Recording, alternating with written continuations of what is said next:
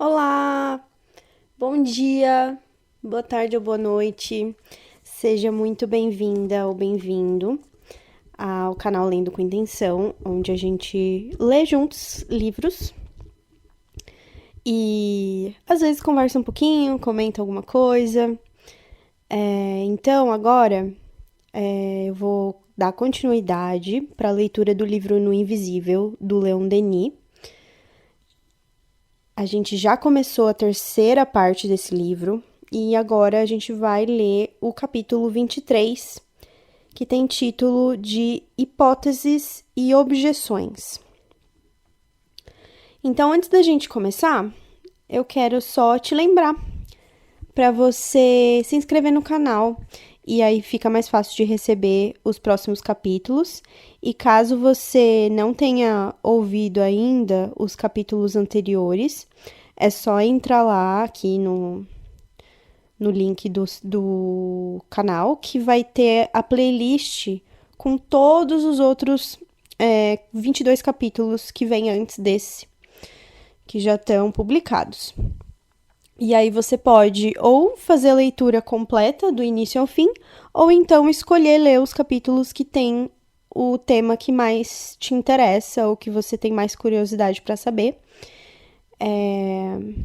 Mas eu realmente recomendo fazer essa leitura do início ao fim, porque eu tenho a sensação que os capítulos eles vão se somando mesmo, né? E se complementando e vão dando aquela gradação do assunto. Então, existe uma lógica na construção do livro que é legal de seguir também.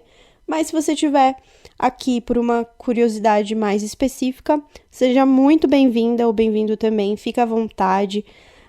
Faça da forma como você se sentir mais confortável, tá bom? E curte aqui o vídeo, que isso também ajuda a mostrar para outras pessoas. E fica à vontade para ir fazendo comentários enquanto você escuta, deixar seus pensamentos, deixar sugestões, coisas que você tá refletindo ao longo da leitura, tá bom? Então vamos lá. Capítulo 23, Hipóteses e Objeções. Em matéria de espiritismo, são numerosas as objeções e teorias adversas. Temo-las, em sua maior parte, examinado no curso deste século. Vimos, por exemplo, que a teoria das alucinações é insustentável depois da obtenção de fotografias das aparições, dos moldes em parafina, dos fenômenos de escrita e assinatura reconhecidamente autênticas de sobrevivos. A teoria da subconsciência, também denominada inconsciente ou consciência subliminal, foi refutada nos capítulos 18 e 19. A propósito da grafia mediúnica e das incorporações, certo é que também a aplicam aos fenômenos produzidos com a mesa. Nomeadamente, quanto aos fatos de tipologia obtidos por Victor Hugo em sua própria casa e que referimos no capítulo 18, não poucos são os críticos refratários a admitir nos versos ditados pela mesa outra coisa mais que inconscientes produções do grande Vatê. Aqueles versos, dizem, são da fatura idêntica à dele. Anima-os a mesma vigorosa inspiração. A insuficiência, porém, de semelhante explicação fica demonstrada pela análise dos fatos. Victor Hugo jamais se sentava à mesa. Confessava não poder improvisar em verso, ao passo que os espíritos pediam que os interrogassem desse modo, e desse modo respondiam imediatamente, sem hesitação nem pausa de memória. Quando um dia, anuindo aos seus desejos, prepara de antemão uma pergunta endereçada ao espírito Molière, este emudece. A sombra do sepulcro é que responde em termos acres, constituindo acerba lição para o poeta, que se retira da sala indignado com o desembaraço dos espíritos. Podia Victor Hugo ser ao mesmo tempo consciente e inconsciente e agir extrapessoalmente sem o querer? O inconsciente, que em si mesmo se ignora, não pode ser um determinativo de ação. Ora, todos os fenômenos espíritas representam formas de atividade, reguladas pela consciência, em que não se podem associar dois princípios opostos, a ação e a inação. Prendê-lo não seria menos que resvalar no absurdo. O mesmo acontecia aos assistentes. Nenhum deles cogitava de provocar o sono e, por conseguinte, o desdobramento. Ninguém previa as respostas da mesa. Todos aguardavam ansiosos as frases que iria ditar. O esperado era a mulher que Victor Hugo acabava de interrogar. Se o inconsciente do poeta, estimulado por essa expectativa, tivesse que intervir, a resposta do grande satírico é que teria vindo. Ora, foi, como dissemos, a sombra do sepulcro, numa linguagem áspera e solene, que se manifestou em termos deprimentes que Victor Hugo, em seu orgulho, jamais se lembraria certamente de a si mesmo dirigir em presença de testemunhas. Nem somente em verso um misterioso espírito se exprime. Sua prosa é também magnífica e austera, como se pode ajuizar por este fragmento ditado pela mesa numa outra sessão. Dizes tu, imprudente, a sombra do sepulcro emprega a linguagem humana, serve-se de palavras, metáforas, figuras e mentiras para dizer a verdade.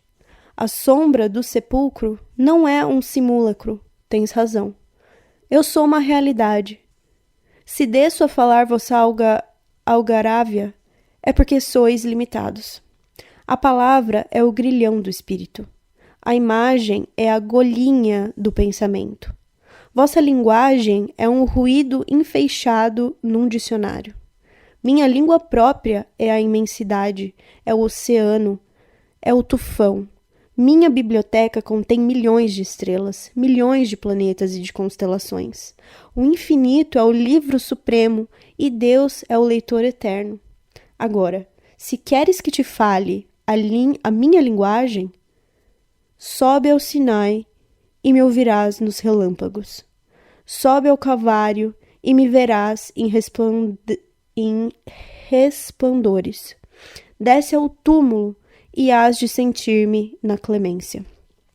Eis um fato, aos demais, que demonstra quão impotente é a teoria da subconsciência para explicar os fenômenos obtidos em casa de Victor Hugo. O Gaulois, de 10 de janeiro de 1906, publicou sob a epígrafe O Canhenho de um Materialista, um trecho das memórias do Sr. E. Blum, de que destacamos a seguinte anedota. Victor Hugo confessava acreditar firmemente no espiritismo e conservou essa crença até a morte.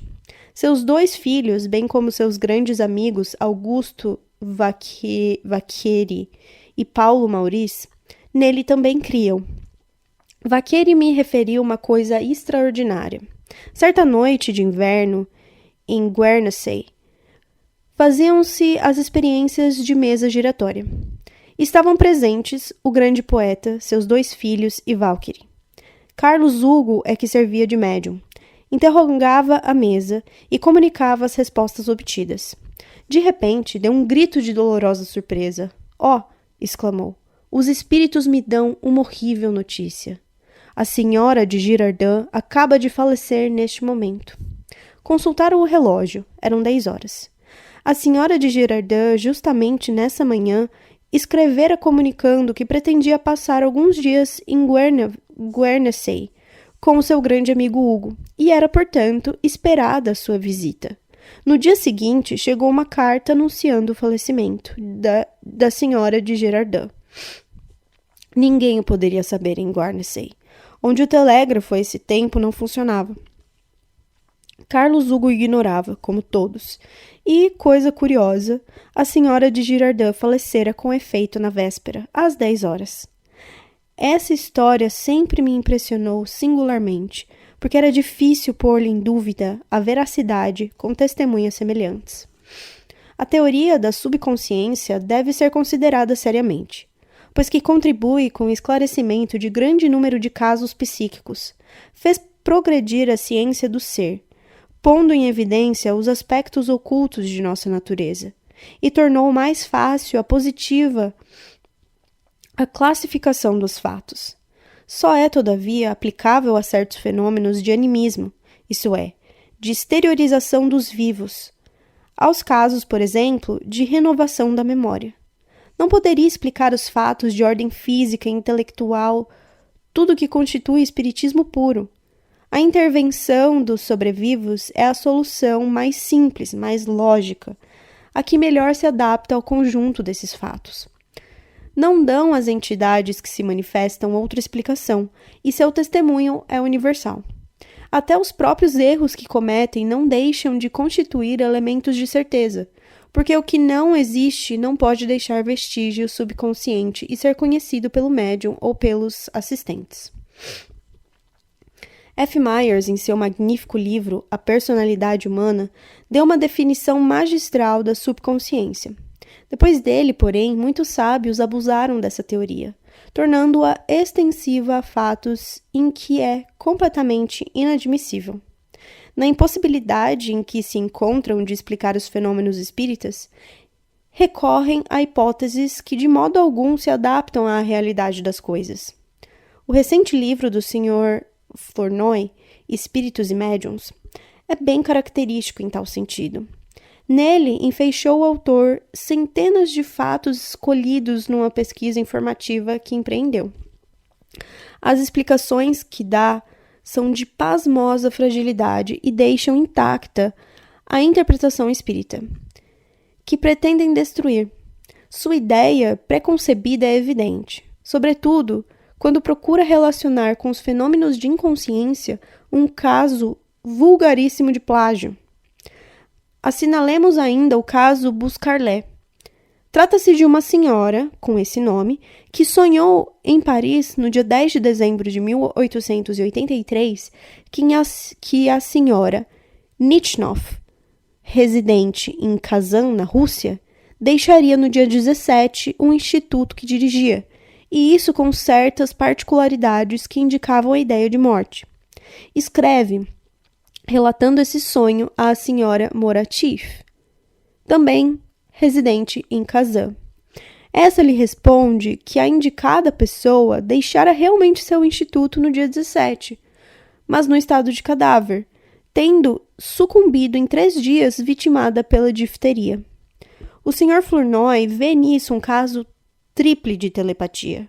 A senhora Moratif, estando relacionada com as 2 outras pessoas que mal se conheciam, percebeu o subconsciente no dia 10 os primeiros sintomas da moléstia da senhora Nitchnov e transmitiu involuntariamente essas percepções à senhora Buscarlet.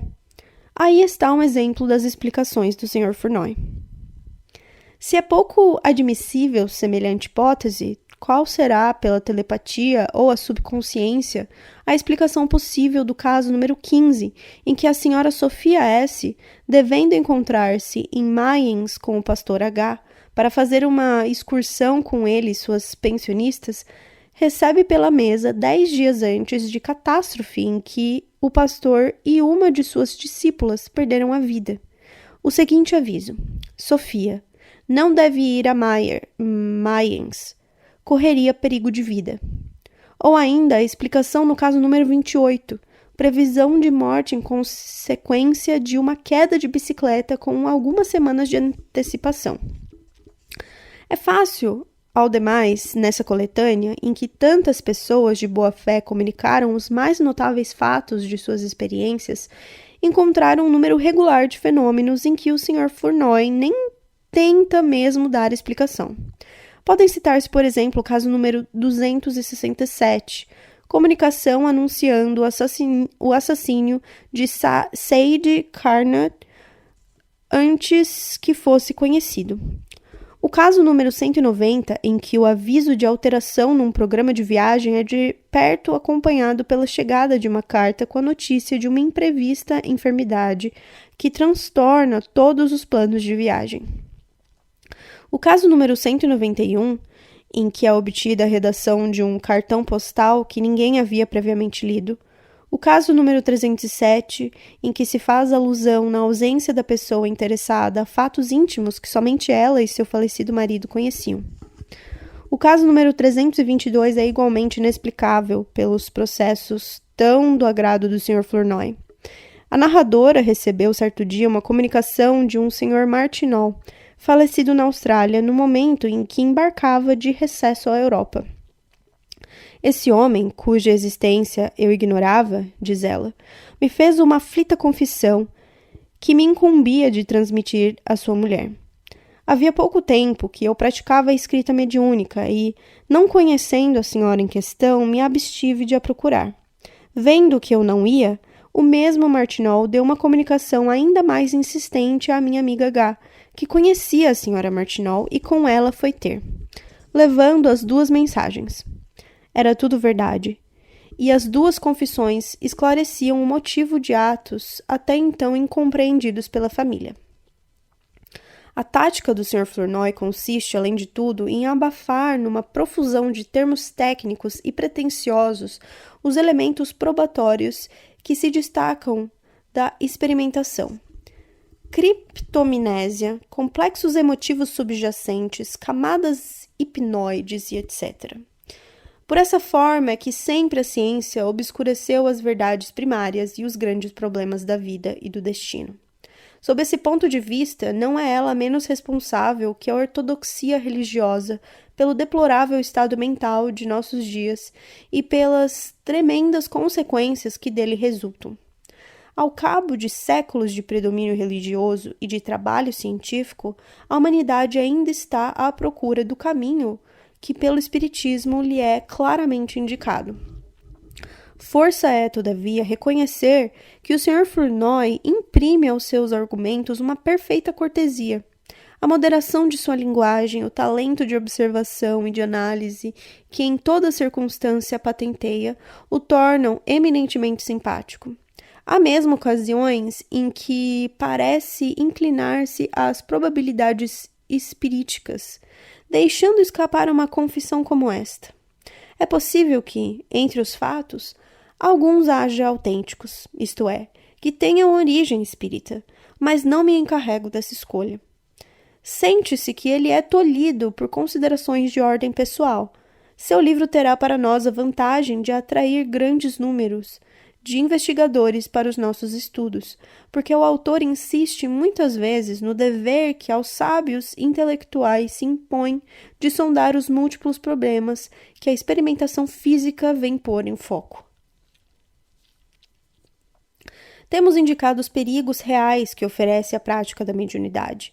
Também os há imaginários, inventados por gosto e estrepitosamente apregoados pelos adversários do espiritismo, dando origem a duas teorias principais, que por seu turno examinaremos: a das larvas, ou elementais, e a dos demônios. As manifestações espíritas, dizem cotidianamente certas revistas católicas, quando não provém consciente ou inconscientemente do médium ou dos assistentes, são obras do demônio. Encontramos aí o argumento habitual da Igreja, o principal instrumento de sua dominação, que lhe permite resistir a todas as inovações, mantendo sob o terror o rebanho dos fiéis e assegurando o seu império através dos séculos. Mesmo quando os espíritos nos falam de Deus, de prece, de virtude e sacrifício, cumpre ver nisso a intervenção do demônio, dizem os teólogos, porque Satanás, o pai da mentira, sabe revestir todas as formas, empregar todas as linguagens, fornecer todas as provas. E quando acreditamos estar em presença das almas de nossos parentes e amigos, de uma esposa ou de um filho falecidos, é ainda o grande impostor que se disfarça para nos enganar. Tem-se visto, afirmam eles, o espírito do mal revestir as mais dolorosas aparências, mesmo a da Virgem e dos santos, para melhor lograr os crentes. É o que assevera o cônego Bretz, da Revue du Monde Invisible. de 15 de fevereiro de 1902, após um estudo do Monsenhor Merrick acerca das materializações de fantasmas. Os resultados, diz ele, me parece concluírem a favor da opinião que sustenta ser tudo diabólico nas aparições de Tilly. Se são verdadeiras essas deduções, é o diabo que ali se apresenta sob a forma aparente da Santa Virgem e recebe as homenagens dirigidas à Mãe de Deus. Objetam outros críticos que, em suas relações com o mundo invisível, o homem não comunica somente com as almas dos mortos, mas também com ilusórias aparências de almas, com larvas, formas fluídicas animadas por uma sorte de vibração expirante do pensamento dos defuntos. Por outro lado, dizem eles, é condenável. É quase sacrilégio evocar as almas dos mortos, porque estas, abandonando a terra, sobem às regiões superiores, e toda a volta aqui abaixo é um constrangimento, um sofrimento para elas. O método espírita, diz um teósofo notável, oferece o grande inconveniente de ser prejudicial aos mortos, cuja evolução estorva. Vimos, com exemplos numerosos e provas de identidade, que a hipótese das larvas não é de modo algum justificável. Os fatos demonstram, ao contrário, que é com almas de homens outrora existentes na Terra que confabulamos nas manifestações, pois que apresentam um caráter essencialmente humano. A ação dos manifestantes é humana, como também o são os desenhos, a escrita e a linguagem de que se servem. Os fenômenos intelectuais que produzem trazem o cunho das ideias, dos sentimentos, das emoções, numa palavra, de tudo que constitui a trama de nossa própria existência. De todas as ordens podem ser as suas manifestações, desde o trivial até o sublime, e é o que igualmente caracteriza as sociedades humanas. As formas dos fantasmas que se apresentam materializados, as fotografias obtidas, são de seres semelhantes a nós, e nunca de demônios, elementais ou larvas. Acrescentem-se a isso todos os fatos e particularidades com caráter positivo, tendente a estabelecer que os manifestantes viveram entre as gerações humanas, e a certeza se impõe de que a intervenção atribuída aos demônios e às larvas nos fenômenos espíritas não é mais que o produto de um desvario da imaginação. Quanto à segunda objeção, que tem maior consistência, como poderia ser condenável essa comunhão do céu com a terra, da qual sai a alma humana esclarecida, confortada, enlevada por todas as exortações, por todas as inspirações que lhe vêm do alto. As práticas espíritas têm consolado, reanimado muitas criaturas combalidas sob a prova da separação. Têm restituído a paz aos aflitos, provando-lhes que aqueles que julgavam perdidos estão apenas ocultos por algum tempo às suas vistas. E que influência moral exerce em toda a nossa vida o pensamento de que seres caros, seres invisíveis nos acompanham e observam, examinam e apreciam os nossos atos, e que os nossos bem-amados estão muitas vezes perto de nós, associando-se aos nossos esforços para o bem, regozijando-se com as nossas alegrias, com os nossos progressos e entristecendo-se com os nossos desfalecimentos, como nos amparando nas situações difíceis. Quem haverá que, tendo perdido um ente caro, possa permanecer indiferente a esse pensamento? Longe de estorvar a evolução das almas desencarnadas, sabemos, ao contrário, que os nossos chamados a favorecem em muitos casos. Não se trata de evocações imperiosas, como o pretenderiam insinuar. Os espíritos são livres e vêm a nós se isso lhes agrada. Aos demais, que em si mesma a evocação. É a frágil palavra humana, ensaiando-se em articular a linguagem sublime do pensamento. É o balbuciar da alma que entra em comunhão divina e universal. A experiência todos os dias o demonstra. Graças aos conselhos dos humanos, muitas almas obscurecidas e atrasadas têm podido reconhecer-se e orientar-se em sua nova existência. Na maior parte, os materialistas passam pelo fenômeno da morte sem o perceber. Acreditam ainda participar da vida terrestre, muito tempo depois de haverem falecido. Os espíritos elevados não têm ação sobre eles, em virtude das diferenças de densidade fluídica, ao passo que as evocações, as advertências, as explicações que eles recebem nos grupos espíritas os arrancam de seu torpor, de seu estado de inconsciência e lhes facilitam o surto, em vez de o estorvar. Para nós, como para os desencarnados, a comunhão das duas humanidades é salutar, quando se efetua em condições sérias. É um ensino mútuo ministrado pelos espíritos adiantados de ambos os planos, visando esclarecer, consolar, moralizar as almas sofredoras ou atrasadas nos dois mundos. As teorias dos ocultistas e teósofos são tão justas no que se refere à lei do karma ou das reencarnações, claudicam por completo do ponto de que nos ocupamos. Apartando o investigador do método experimental para o encerrar no domínio da metafísica pura, elas suprimiram a única base positiva de toda a verdadeira filosofia. Graças às provas experimentais é que a imortalidade, mero conceito até agora, vaga esperança do espírito humano, se torna uma realidade palpitante. É com ela muitas almas céticas e desiludidas se sentem reviver em face dos destinos que lhes são patenteados. Longe de as depreciar, saibamos, consequentemente, fazer justiça a essas práticas espíritas que têm enxugado tantas lágrimas, acalmado tantas dores e projetado tão abundantes claridades na noite das inteligências. Voltemos à teoria dos demônios e consideremos uma coisa. Se o espírito maligno, como pretendem os teólogos, tem a facilidade de reproduzir todas as formas, todas as figuras, revelar as coisas ocultas, proferir os mais sublimes alocuções, se nos ensina o bem, a caridade, o amor, pode-se igualmente atribuir-lhe as aparições mencionadas nos livros santos, acreditar que foi ele quem falou a Moisés, aos outros profetas e ao próprio Cristo, e que toda ação espiritual oculta é obra sua. O diabo, tudo sabendo e podendo, até mesmo fazer sábio e virtuoso o espírito, pode muito bem ter assumido o papel de guia religioso e, sob o palio da igreja, nos conduzir à perdição. A história, com efeito, nos demonstra com irrefreável lógica que nem sempre a igreja foi inspirada por Deus. Em muitas circunstâncias, os seus atos têm estado em absoluta contradição com os atributos de que nos apraz revestir a divindade.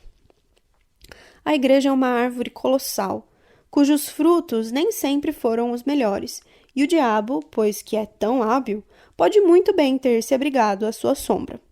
Se devemos admitir com os teólogos que em todos os tempos e lugares tenha Deus permitido as mais odiosas fraudes, o mundo se nos apresentará como imensa impostura, e nenhuma segurança teremos de não ser enganados, assim pela igreja como pelo espiritismo. A igreja ela própria reconhece, apenas possui relativamente ao que denomina sobrenatural, diabólico ou divino, um critério de certeza puramente moral. E daí, com tão restritas bases de apreciação, dado o talento de imitação que atribui ao inimigo do gênero humano, que crédito a ela própria podemos conceder em todas as matérias? É assim que o argumento do demônio, como arma de dois gumes, se pode voltar contra aqueles que o forjaram. Cabe, entretanto, perguntar se de fato haveria tamanha habilidade da parte do diabo em proceder como os nossos contraditores o pretendem. Nas sessões espíritas, vê-lo-íamos convencer da sobrevivência da alma e das responsabilidades dos atos em indivíduos materialistas, libertar da dúvida os céticos e da negação e de todas as suas consequências, dizer às vezes duras verdades a pessoas desregradas e obrigá-las a cair em si e orientar-se no sentido do bem. Onde estaria, pois, em tudo isso a vantagem para Satanás? Não deveria, ao contrário, o papel do espírito das trevas consistir em acoroçoar em suas tendências os materialistas, os ateus, os céticos e os indivíduos sensuais? É verdadeiramente pueril atribuir ao demônio o ensinamento moral que nos prodigalizaram os espíritos elevados. Acreditar que Satanás se esforce para desviar os homens do mal, ao passo que, deixando-os resvalar pelo declive das paixões, tornar-se-iam fatalmente presa sua. Crer que pode ensiná-los a amar, a orar, a servir a Deus, ao ponto de lhes ditar preces, é atribuir-lhe um procedimento ridículo e extremamente inepto. Se o diabo é hábil, podem imputar-lhe as respostas ingênuas, grosseiras, ininteligentes, obtidas nos círculos onde se experimenta sem critério? E as manifestações obscenas não são antes próprias a nos afastar do espiritismo do que a nos atrair para ele? Ao passo que, admitindo a intervenção de espíritos de todas as ordens, desde a mais baixa à mais elevada, tudo se explica racionalmente. Os espíritos malfazejos não são de natureza diabólica, mas de natureza simplesmente humana. Não há na Terra, encarnadas entre nós, almas perversas que se poderiam considerar demônios. Voltando ao espaço, essas almas continuam a proceder do mesmo modo, até que venham a ser regeneradas pelas provocações, subjugadas pelos sofrimentos. Aos investigadores prudentes compete pôr-se em guarda contra esses entes funestos e reagir contra sua influência. Na maior parte dos círculos de experimentação, em lugar de proceder com cautela e respeito, desprezam-se os conselhos dos que nos precederam no caminho das investigações. Com intempestivas exigências e modos inconvenientes, repelem-se as influências harmônicas e atraem-se individualidades perversas e espíritos atrasados. Daí tantas decepções, incoerências, obsessões que têm feito acreditar na existência dos demônios e lançado sobre certo espiritismo de baixa classe o ridículo e o descrédito. A teoria do demônio, em resumo, nem é positiva nem científica. É um argumento cômodo que se presta às explorações. Permite rejeitar todas as provas, todos os casos de identidade e fazer tábua rasa dos mais autorizados testemunhos. Pouco concludente, porém, e absolutamente em contradição com a natureza dos fatos. A crença no demônio e no inferno tem sido combatida com argumentos de tal modo peremptórios que causa admiração ver inteligências esclarecidas ainda hoje a adotarem, como se não compreende que, opondo incessantemente Satanás a Deus, atribuindo-se-lhe sobre o mundo e sobre as almas um poder que dia a dia aumenta, diminui-se paralelamente o império de Deus, amesquinha-se o seu poder, aniquila-se a sua autoridade, põe-se em dúvida a sabedoria, a bondade, a previdência do Criador. Deus, sendo justo e bom, como declara o ensino católico, não pode ter criado um ser dotado de toda a ciência do mal, de toda sorte de sedução e lhe haver concedido poder absoluto sobre o homem inerme e fraco. Ou Satanás é eterno, ou não o é. Se o é, Deus não é único. Há dois deuses, o do bem e o do mal. Ou então Satanás é uma criatura de Deus, e logo a Deus cabe a responsabilidade de todo o mal por ele praticado, porque ao criá-lo conheceu, viu todas as consequências de sua obra, e o inferno, povoado da imensa maioria das almas, votadas por sua fraqueza, original ao pecado e à condenação, é a obra de Deus, produto de sua vontade e por ele prevista. Tais são as consequências da teoria de Satanás e do inferno. É de admirar que tenha produzido tantos materialistas e ateus? E é em nome de Cristo, de seus ensinos de amor, de caridade e de perdão que se preconizam tais doutrinas. Mas conforme ao verdadeiro espírito das Escrituras, não será essa revelação espírita que nos apresenta, após o resgate e a reparação de suas culpas, em existências de provocações, as almas a prosseguirem sua ascensão a regiões de luz? Assim o diz o apóstolo: Deus não quer que homem algum pereça, mas que todos se convertam à penitência. O que se chama demônios, como vimos, são simplesmente espíritos inferiores, ainda propensos ao mal, submetidos, porém, como todas as almas, à lei do progresso. Não há diversas categorias de almas, destinadas umas à felicidade e outras à desgraça eterna. Todas se elevam pelo trabalho, pelo estudo e pelo sofrimento. A unidade perfeita e a harmonia reinam no universo. Cessemos, pois, de profanar a ideia de Deus com essas concepções indignas de grandeza e da bondade infinitas. Saibamos despojá-las das desgraças paixões humanas que se lhe atribuem. Com isso, a religião ganhará prestígio, pondo-a em harmonia com os progressos do espírito humano. Dar-se-lhe-á maior vitalidade.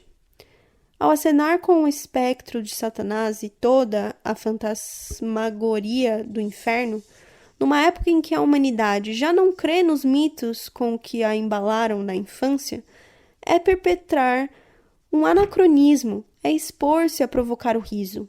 Satanás não assusta mais ninguém, e os que mais dele falam são talvez os que nele menos creem.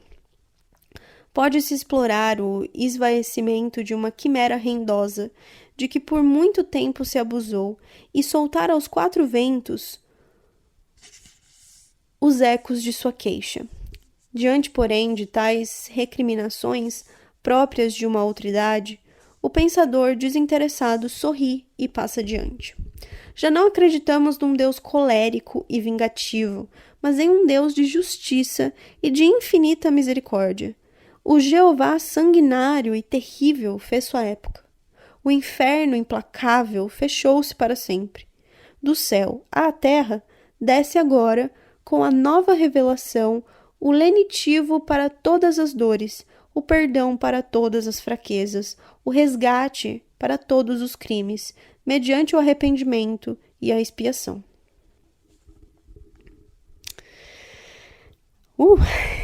Eu adoro como os capítulos desse livro, eles também parece que vêm numa crescente, assim, né?